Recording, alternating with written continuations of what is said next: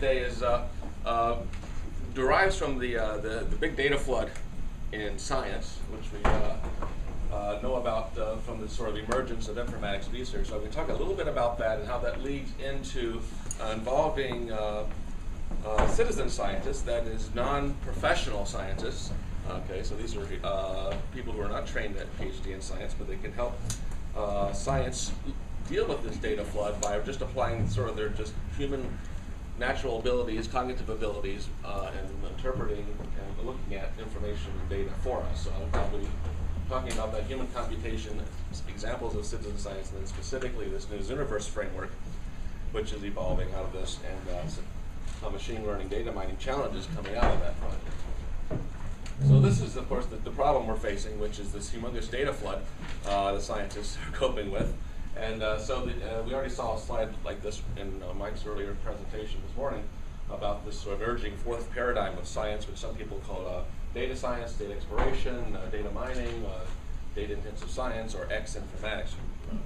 So there's a lot of different names. So X informatics, where X is anything like bioinformatics, climate informatics, eco-informatics, astro-informatics, these kinds of things. And so I really would love to get in that talk, but I really want to talk about one aspect of informatics. And so you can't read all of this, but I found this actually quite interesting. This was online. I'm an astronomer, so I don't generally look at grant solicitations anywhere beyond NSF and NASA, but here's one from the NIH website where they call for proposals in the informatics area. And there's a whole bunch of different things listed here of what they consider informatics research, from data mining, visualization, high-performance computing, knowledge representation, ontologies, just a wide variety of things. And two of them on this list caught my attention. And that is, there's this one down here called human-machine interaction, so a study of how humans interact with data or contribute to the understanding of science disciplines. And also the last one, which probably shouldn't have been last on the list, but it's more about sort of the education, science education ideas of using information. It says information technology, but I like to say using information data to enhance learning, retention, and understanding of science disciplines. Okay, so this is really an important thing for us. And so I asked myself, and we always ask ourselves, what do we do with all this information and data? And I think we understand that the data volumes are so much that old technologies and old techniques just might run us over. So how will we respond to this? We need something better. And as my namesake would say, Kirk, we need something better. I don't know what Agos has to do with it, but anyway, so we need computers. Of course, no. We need computers, but not the usual kind, the classical kind of computers, which were human beings who crunched data. So I tell my students back in the early 20th century, the Harvard College Observatory had computers, okay, and we're talking like in the 19-teens, and even before the 19-teens, and these people were actually paid to actually look at the Harvard image sky survey with the Harvard Sky Patrol images and measure brightnesses of stars and that kind of thing. Okay, so these computers were basically what we call now data analysts or data assistants, research assistants. Okay, so frequently you would see an ad in the Harvard College student newspaper for job openings for computers, which is kind of interesting. Okay, so we're talking about human computers. And so that leads to this sort of concept of human computation, which is at the bottom of this list. So these sort of three modes of computing which we're familiar with. There's numerical computation, which is all wonderful, great, big, huge computers, supercomputers running simulations for us. But these are extremely model dependent. Okay? They're fast and efficient, but they're only as good as the inputs, the hypotheses, the parameterizations of your model. Okay? So yeah, we do these wonderful simulations of the entire universe, but they're parameterized. For example, we heard earlier this morning that the Lambda CDM has 6 free parameters. So we're parameterizing all of the physics we know about, and so they are very subjective in that sense, even though they're very good and powerful. So with the advent of huge data, science is moving into this dimension, as I said before, where we have computational intelligence, where it's data-driven, evidence-based, looking at patterns and trends in the data. Okay, so these sort of basically data mining algorithms are objective in that sense, is that the data, the evidence tells you what's there. Okay, so you're not presupposing a pattern, you're searching for the pattern. All right, but this human computation down here, so we have silicon-based computing there, and when we get down to carbon-based computing down here, this is also data-driven and objective. That is, the human sees and explains what they see. Okay, so it's based upon the power of the human cognition, but it's completely objective, hopefully, if we remove subjectivity from people's looking at data. The great thing about this is people can see patterns. Okay, they can see anomalies, outliers, a lot more so than maybe a computer. And so the example that Al, is that right? Gave this morning about the galaxy zoo, and you'll see galaxy zoo later, is that if you have a spiral galaxy, is the spiral clockwise or counterclockwise? Okay, it's really kind of hard to train a computer to find that out, especially if there's tilt in the galaxy, for example, and there's all kinds of dust lanes and other obscuration in the image. It's really, really hard to train image processing software to find that out, but a human can look at it really quickly and see it. And that's just an example of the kind of thing that humans are really good at. So they're excellent at finding patterns in image classification, able at finding these anomalies. But the problem is with humans is that they're pretty slow compared to silicon-based computing, certainly low bandwidth and easily distracted. Okay, so there's lots of problems there. So what do you do? Well, you don't do one or two, so the sort of the two-ish problem, you do the biggest problem, and that is you enlist hundreds of thousands of these people. Okay, so I'll talk about how we got there. But first a little side story on human computation. And I actually heard a talk by Luis Baran on this topic. I don't know if you're familiar with Luis, but he's one of the MacArthur fellows and recipient of numerous awards. Fairly young guy. I mean, when I first saw the first talk he gave on this topic, he couldn't have been much beyond his mid-20s, but he had numerous awards by then. And he invented this concept of human computation, which is computation that's impossible by computers alone. Okay, so you're all familiar with this type of thing, which is called a CAPTCHA, right? So when you set up an account on Yahoo or Mail, or you try to post something on a blog site or something, it says, okay, type the words you see, right? And so the idea is that when there's a word like this that's all distorted, has lines running through it, your human eye can easily pick out what the word is, but it's very, very hard to train character recognition software to know what this word is. Okay, because it's got lines running through it. I mean, it's just, your image segmentation software just can't handle that word. So here's a problem which requires a human. So it's essentially impossible for a computer, but there's also another case, which is where you have so much data that you need some additional help getting just beyond your normal algorithms that crunch on. So what's another word for this? Image annotation, I would call it. Basically, the human can look at the image and then say something about it. That's what I would call image annotation. So when I heard Luis give this talk, it must have been like 2005, about 6 years ago. I thought to myself, it's sort of the light bulb moment. Okay, so I had the aha experience that this is exactly what we need for astronomy. And I started talking with my friends about this concept of an annotation service for astronomy, how we present images to people and they annotate it. Well, imagine my shock a couple of years later when Galaxy Zoo came out and took the world by storm, and they had done the very thing, which several of us were thinking of after Luis's talk. Anyway, so the example he gave in his talk was the ESP game, which is just very simply shown here, where it's basically an image labeling program. So in order to improve the Google image search and the Yahoo image search tools, you need better keywords describing the image besides just the name on the file, for example. Okay, so have people look at the images, user 1 and user 2, who are unknown to each other, they're somewhere in the world, and they type words, and when the words match, they get points. Okay, so giving them points is good for the user. It's also good because those words probably didn't come at random to match. They really do describe something in the image. Okay, so there was a very interesting idea of actually using people, okay, sort of slave labor, but anyway, no, using people to solve problems which are essentially very hard by computers. So for example, this is a picture of a room. It's in a house, it has plants, it's a corridor, it has columns. I mean, imagine trying to extract all that information from some image segmentation software, probably pretty close to impossible.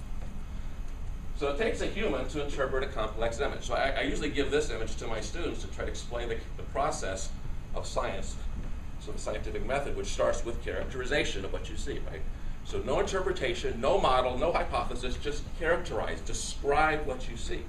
And so I have half the students face the front of the room and half with their back to the screen, so they can't see what they're, and have the rest of the students try to describe the image without actually saying what's in the image, and see if anybody can guess it. And after a little while, they sort of come around close to it, but You never actually quite get the contrail thing there, but they sort of get the concept of an airplane and the moon image.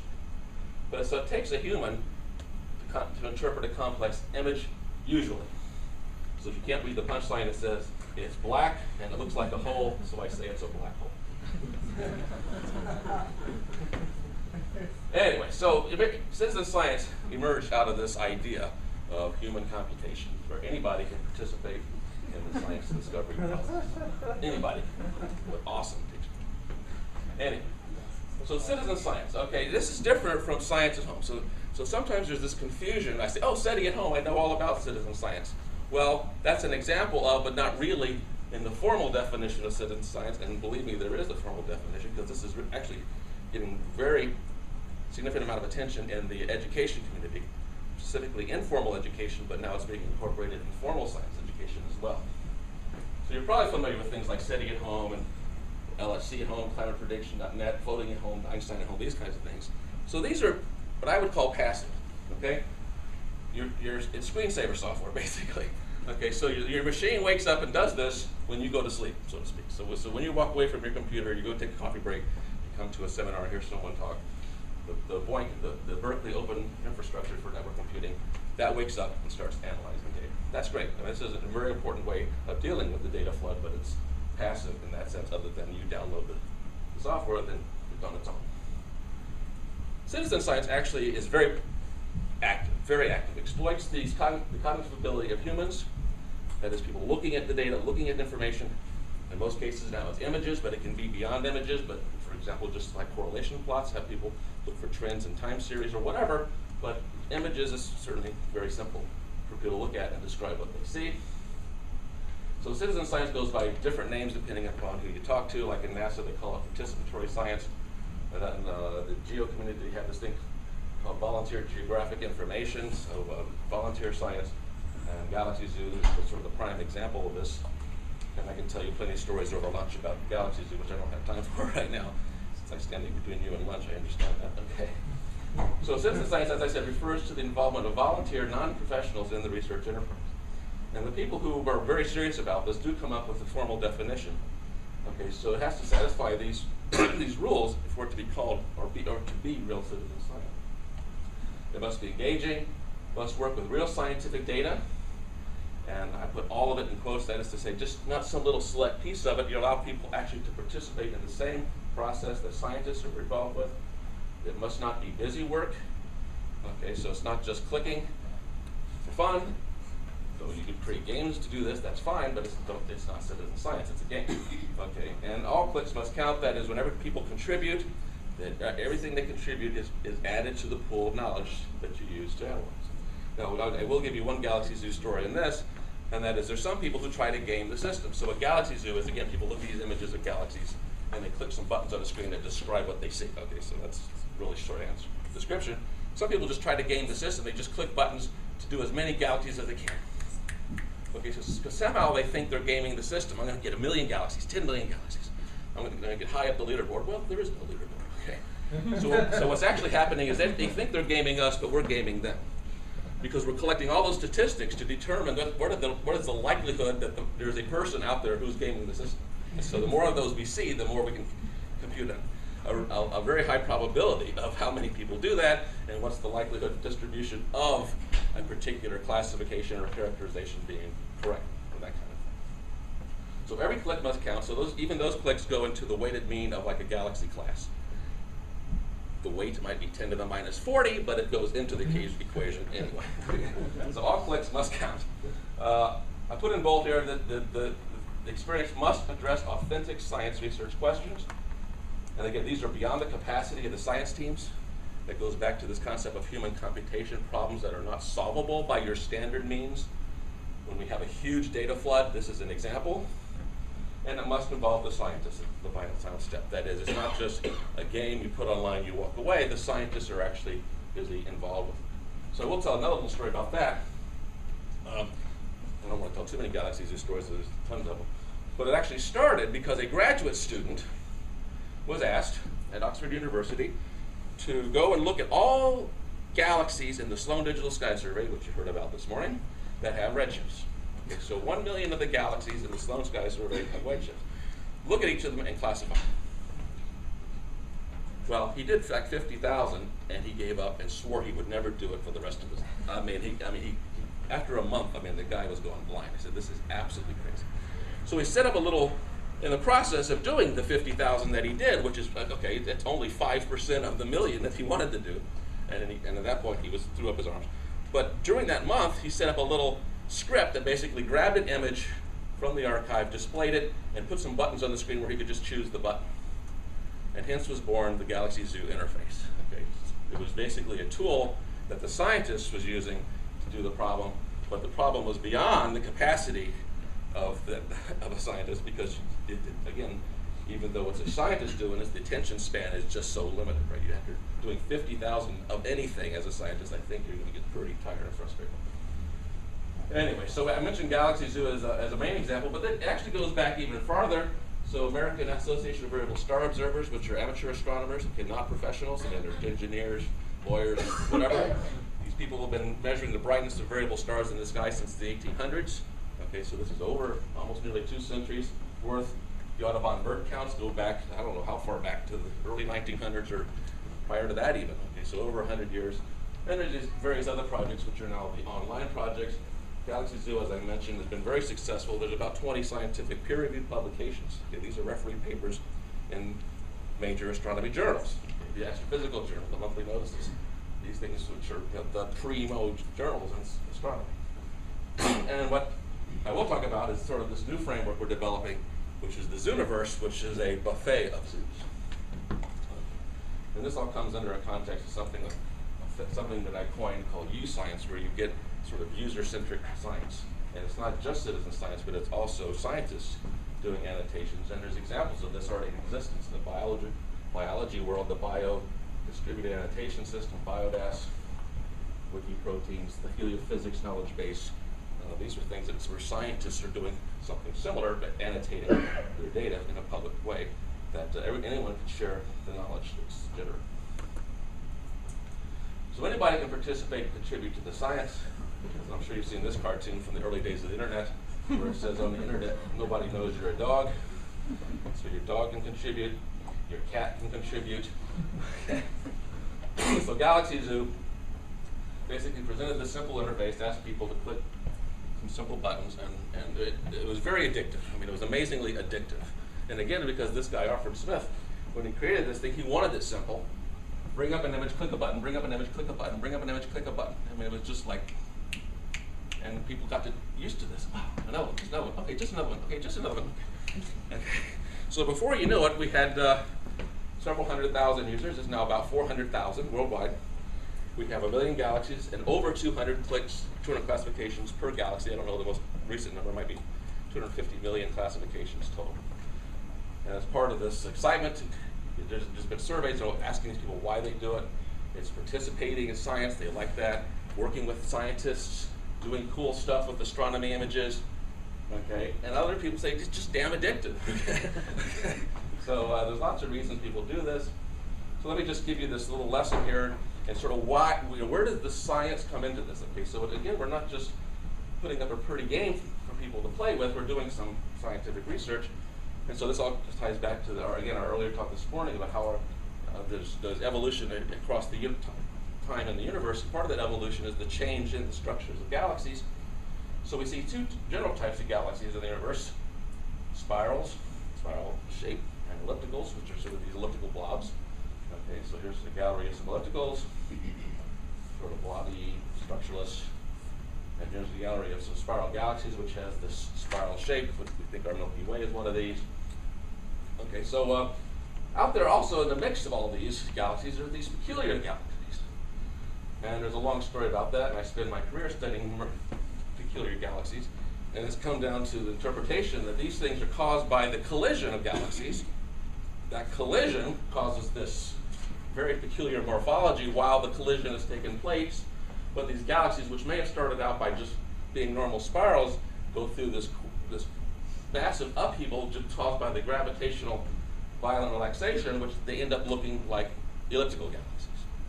So a big question when I was in grad school, which I won't say how many centuries ago that was, but why are there 2 types of galaxies, spirals and ellipticals? And I think people have come to the realization that it has to do with the growth of structure in our universe. That as spirals come close together, they merge and create ellipticals. Okay, so mergers and collisions of galaxies are very common and actually tell us a lot about the dynamical evolution, the rate of evolution and change in our universe. So there are a few more of these things. These are Hubble images of some colliding merging galaxies. I love these things. I'm just going to throw a few pretty pictures at you. I can't avoid that, right? Okay, so there's the one equation in the top, the fundamental equation of galaxy merging, 1 + 1 = 1. Okay, so two spirals merge to make an elliptical. Okay, so that's the end of the math for this talk. Okay. Anyway, so just some more pictures. Okay, again, yes, astronomers need to have the lights down to see these gorgeous things. So there was one of my 15 minutes of fame. Anyway, that was a cool one. One galaxy punched through another one, and just like a pebble in a pond, you get the ripple effect in this ring galaxy. So the universe is full of galaxies. We think these ellipticals that we see in here came from the merger of these disk galaxies, these spiral galaxies. And knowing the rate that happens, and how much it, and where it happens, like what density regions of the universe, and so on, is a very important cosmological question. And so the best thing to answer those questions, as we heard this morning, is to beat down the cosmic variance, get as big samples as we can possibly get. And so what Arthur Smith was doing when he started, what he didn't realize at the time was the genesis of Galaxy Zoo. When he was sitting at his desk doing those classifications, he was classifying those galaxies from the Sloan Sky Survey, those million that have the redshifts measured, that is distances measured, spiral, elliptical, or merger. And getting really good statistics on that was really helpful. Well, okay, so we've collected images up to now of hundreds of millions of galaxies, and maybe only analyzed 10% of those. Okay, and so Galaxy Zoo is really helping us along the way here. But in the next 10 to 20 years, we will have images of tens of billions of new galaxies. Okay, so a survey which I'm involved with, which I didn't have time even to talk about here today, the Large Synoptic Sky Survey, the Large Synoptic Survey Telescope, which hopefully will come up into existence by the end of the 20-teens, will have images of about 20 billion galaxies. Okay, so it's just a factor of 100 or 500 times more galaxies than we've ever imagined before, and we've only maybe analyzed 10% of those we have today. So how are we going to identify all these spirals, ellipticals, and mergers? Oh my. Okay. So something like citizen scientists can help. Okay, citizen science and these citizen scientists. So up to date, Galaxy Zoo citizen scientists have helped us to classify millions of galaxies. The bottom number, I'm not so sure. That's not updated recently, so it's probably more like 250 to 300 million classifications have been collected. And this number I just checked yesterday, 390,000 participants and growing. I should say Galaxy Zoo had its birth on a slow news day. Okay, so back in July of 2007 is when Oxford University released it and had a news announcement on BBC. And because pretty much nothing was happening big time in the world news that day, BBC ran with it, and I think within the first 24 hours there were 10,000 users, and the smoke was coming out of the server room, and they had to put new servers online by the end of the week. They had 40,000 users, and it's just grown crazy. So it's very simple. Click, what is that, elliptical, this galaxy, so colliding, peculiar galaxy, merger. So a funny thing happened on the way to classifying galaxies is one thing which you learn about human cognition, especially if you're not a scientist, in the sense that a scientist is focused on the galaxy. What is that galaxy? What is it? Is it a spiral, elliptical? I'm focused on that galaxy. But the person who's not trained as the scientist to look at the spiral arms and the bulge and the dust lanes and all these interesting things that an astronomer would ask themselves, the person who's not the astronomer says, well, gee, what's that blue thing next to it? Well, there was this third grade school teacher in Holland named Henny Van Arkel who raised that question one day. So she was a Galaxy Zoo volunteer.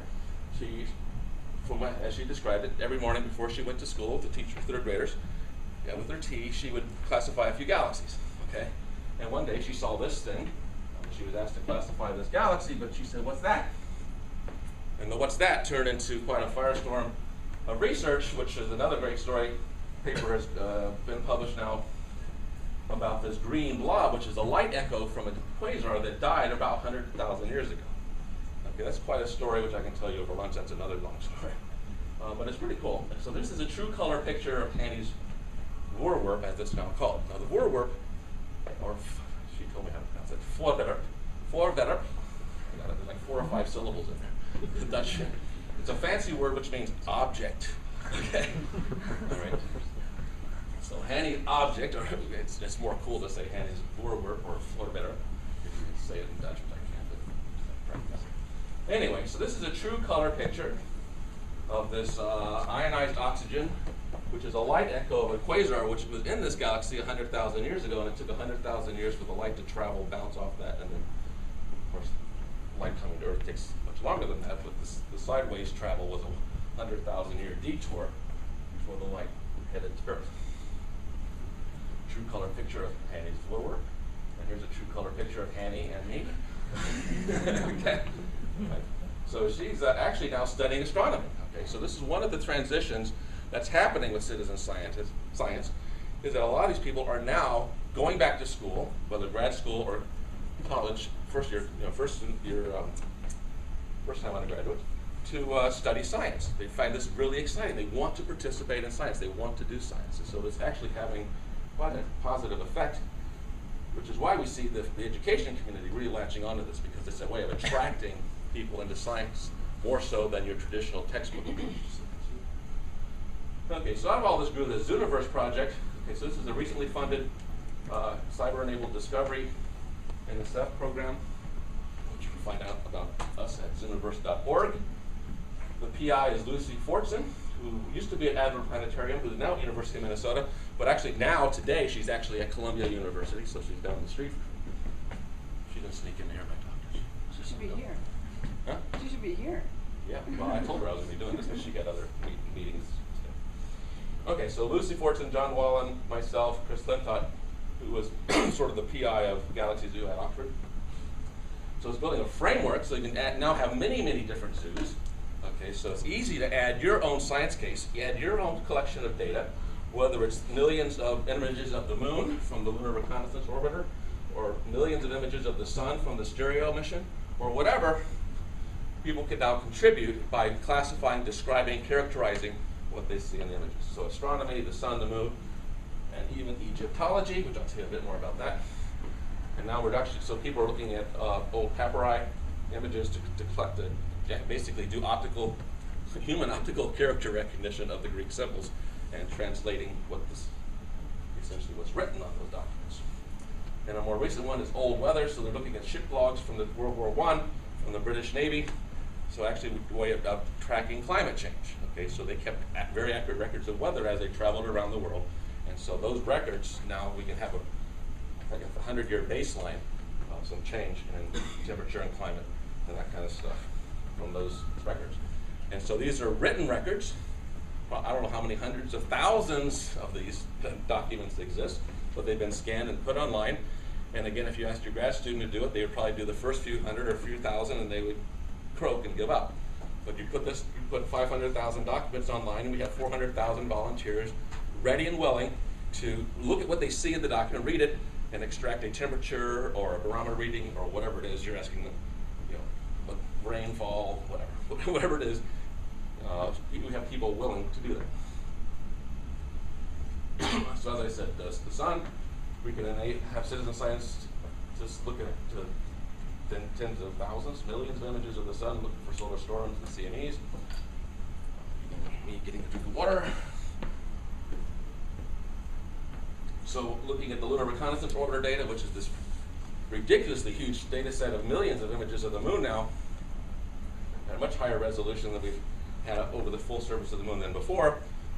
And you say, okay, people are counting craters and measuring craters, and yes, that's what they're doing, but just like Hanny's Voorwerp, people are seeing other things in the images besides the craters that we're asking them to measure and count.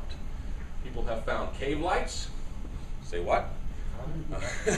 What are cave lights? Okay, well you have like a sinkhole. There's a cave under the surface. It could be a volcanic vent. The surface collapses in, right? So now that cave is exposed. As the sunlight shines in from different angles from these reconnaissance orbiter images, you see the sunlight reflected inside the cave. So it actually looks different from image to image. And they say, how is that possible? Because you're actually looking into the depression. You're not seeing something on the surface, something below. And they've also, someone's actually found freestanding arch. So we're used to those on the Earth, which are normally caused by erosion. So you say, what the hell? There's no wind or water on the moon, is there? No, this is probably a volcanic vent, which has been exposed by what they call in the moon weathering, which is the micrometeorites we're breaking down surface material. And so the volcanic vent has been exposed, and there's freestanding arches. We didn't ask people to go find freestanding arches. Someone found it. Okay. Anyway, pretty cool stuff. So here's the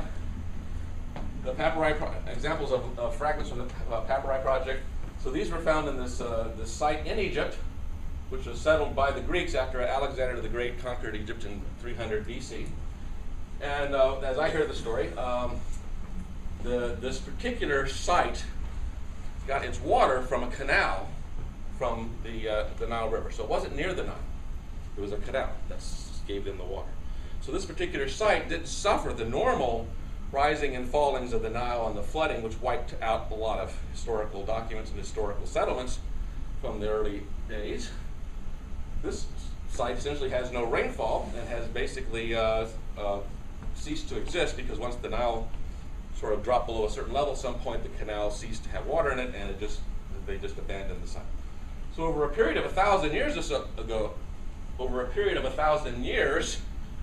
starting about 2,500 years ago, they had landfills where they throw their junk, and those landfills are preserved to today. And one of the things they found in these landfills is basically the used shredded people came and took away all people's pieces of paper and threw them in one pile. So there was this pile of 800,000 fragments, which could be shopping lists or real estate documents or political documents or literature writings or poetry or love letters, I don't know what. So we're asking people to look at this and to say, what is that letter? What is that letter? What is that letter? What is that letter? Okay, so the optical characteristic recognition software can't do what a human can do. But not only can they look at that and say that's a tau or an omicron or whatever, they can say, oh, there's doodles in the margin. Okay, so again, the Haney-Warburg phenomenon. There's extra stuff there that if you just had a computer optical character recognition software running this, you would miss this nice picture of Hercules. So this writing is about the labors of Hercules. And this one is a proof of one of Euclid's theorems, and there's a little sketch there helping with the proof. Okay, so that stuff would have been missed if you didn't have the human looking. So this is just a little bit of the examples. There's like 9 or 10 now of zoos within the Zooniverse project. So we have the Galaxy Zoo, which was our original classic. The Merger Zoo, I'm going to show you really quickly some slides from that right after this, where we're actually having non-scientists run in-body simulations for us. And so far we've had 20 million in-body simulations viewed by our citizens. Okay, I'll tell you about that in a second. And the hunt for supernovae, the Moon Zoo I mentioned, Milky Way project looking for bubbles and other features in the maps of the infrared maps of the Milky Way. Wait, how many galaxies are there in the Galaxy Zoo project? Galaxy has 1 million. A million. And so have all of them already been processed multiple times? Or? Yes, we have over 200 classifications each. Oh, for every single image? Right. Okay, so you've got good statistics on... Yeah. Okay. So the punchline of this talk, which I'll just say now since you raised the question, is these tag data, these annotations that citizen scientists provide, create a new data flood. We now have hundreds of millions of these annotations. Can we now mine those data for interesting patterns? So the interesting patterns might be about the users themselves. As I said, there are people who are gaming the system. It's also some interesting information about the classification of galaxies. For example, if you have a particular galaxy and among those 200 classes, 99% of the people say this and 1% say that, you probably believe it's this. But if 50% say this and 50% say that, that's the one the scientist wants to go look at. Like, what's in that image that makes it so damn hard for a human being unable to classify? So looking at those statistics leads the scientists to some really interesting stuff. Okay, so doing data mining on those data is sort of the new challenge. So we had this huge multi-terabyte, soon multi-petabyte data set.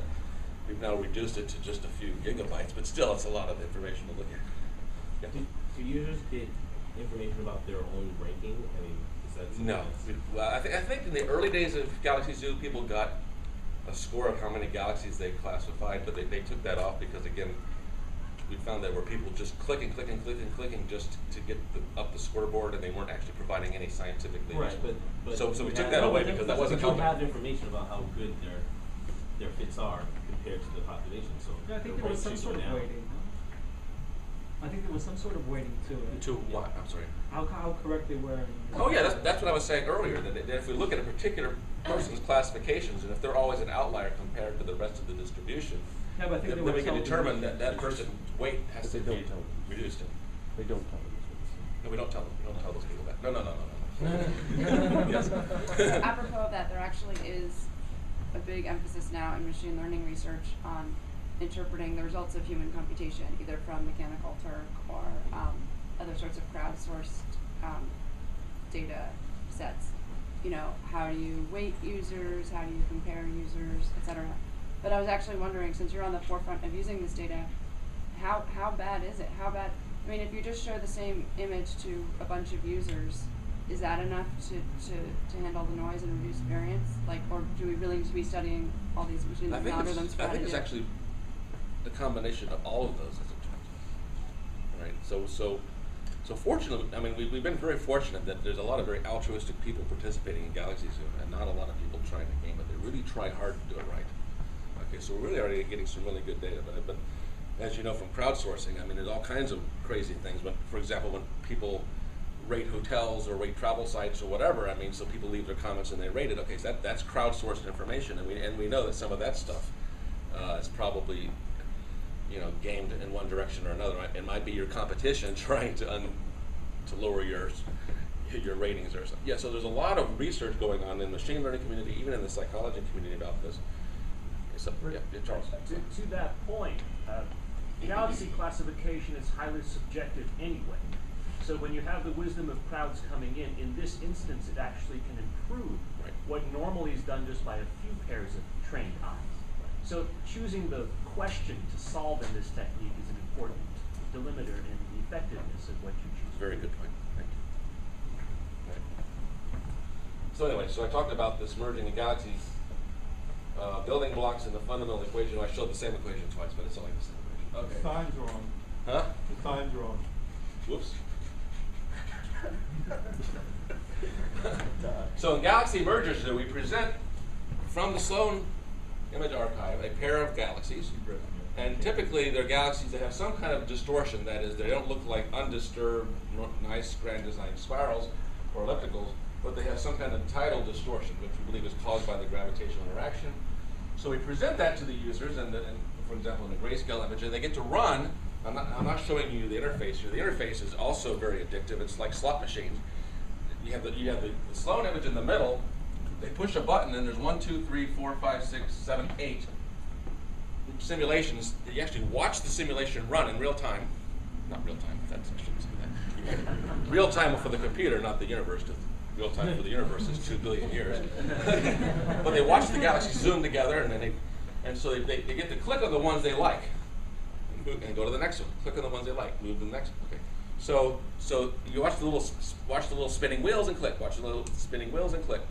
Okay. So we've had I don't even know what the number is. Over 10 million simulations viewed, and out of that, people have selected some really good models. And part of this is that this is what I did for my thesis, PhD thesis. I modeled 2 pairs of colliding galaxies. I spent 3 years looking at about 300 or 400 simulations.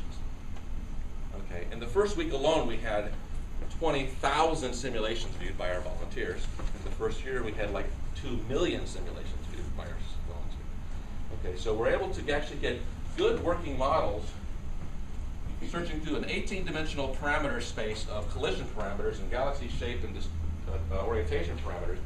And I just want to show you a few of these, not with any explanation, but just to show you a few examples. So in every one of the next few slides, you'll see the color image just reproduced in grayscale here, and then 3 of the best matching models that volunteers found for us. And these people don't know gravitational physics. They don't know about any n-body simulations. They don't know anything about those 18 parameters unless they want to. We do have an expert interface as well, but most of them don't. all they're looking at is the pattern, the shape, and they click on the things where the patterns and shape look like about the same. So here's one. Here's a very interesting one.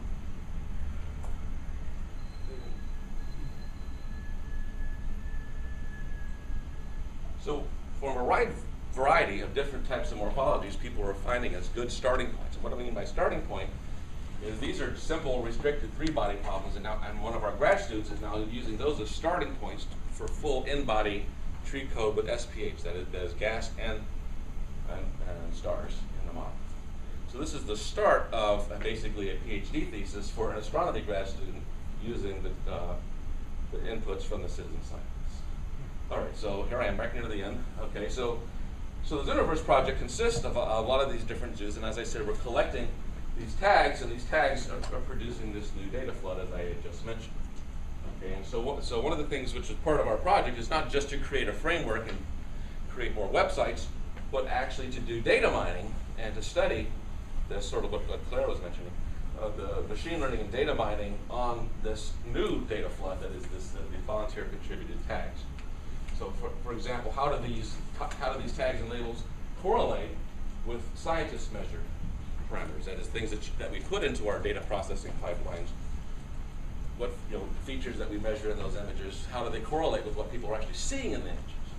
And the ultimate goal is to train and improve the automatic classifiers so that when we get to those big projects of the future where we have 20 billion galaxies, not just 1 million, we have better classification algorithms, better identification of anomalies, fewer classification errors, etc., all of which are based upon millions of training examples. And as I was also hinting at, there's other things we can do with these tag data. We can assess our users, how they're doing for us. We can do this sort of uncertainty quantification of